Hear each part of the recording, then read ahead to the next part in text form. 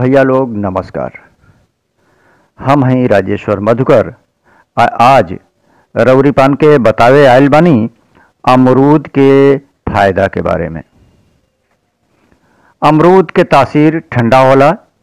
इ पेट के बहुत सारी बीमारिन के दूर कैले के रामबाण इलाज है। अमरूद के सेवन से पेट के कब्ज के समस्या दूर हो जाला। अमरूद के तासीर ठंडा होला। इ पेट के बहुत सी बीमारी के दूर कैले के बहुत बढ़िया साधन है। अमरूद में विटामिन सी के पर्याप्त मात्रा होला, जौने की वजह से इ तमाम बीमारिन में फायदेमंद होले। अमरूद के काला नमक के साथ खैले से पाचन संबंधी समस्या दूर हो जाले। पाचन क्रिया खातिर इ बहुत बेहतरीन फल है। अमरूद हाई एनर्जी फल है। एमे भरपूर मात्रा में विटामिन और मिनरल मिलेला। इ तत्व हमरे शरीर के लिए बहुत जरूरी होला। डीएनए के सुधारले में अमरूद में पावे जाए वाला विटामिन B9 शरीर के कोशिका और डीएनए को सुधारले में काम करेला।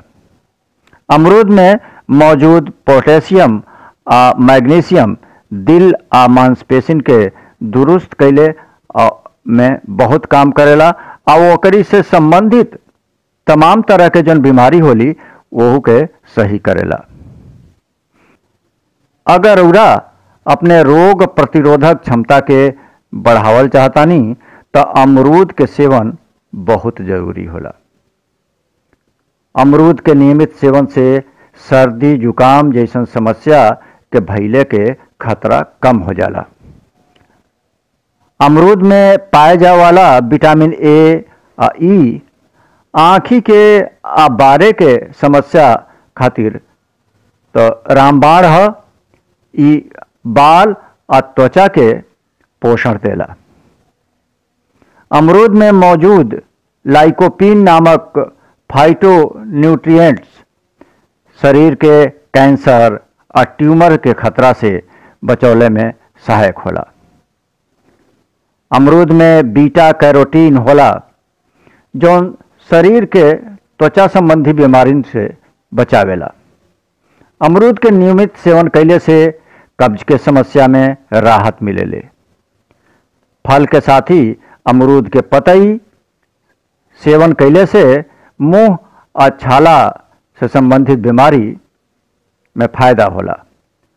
अमरूद के रायता, चटनी, अचार, सेक खैले से स्वाद तो बढ़बे करेला, बाकी फायदा भी बहुत करेला। कच्चा अमरूद में पके अमरूद के अपेक्षा विटामिन सी अधिक मात्रा में पावल जाला। ये वजह से कच्चा अमरूद खाइल ज़्यादा फायदेमंद होला। अमरूद में फाइबर के मात्रा बहुत होला, जोने की वजह से डायबिटीज के मरीज खातिर ये बहुत फायदेमंद होला। तो आज अमरूद के बारे में इतना ही। फिर मिलब हम नया जानकारी के साथ। नमस्कार।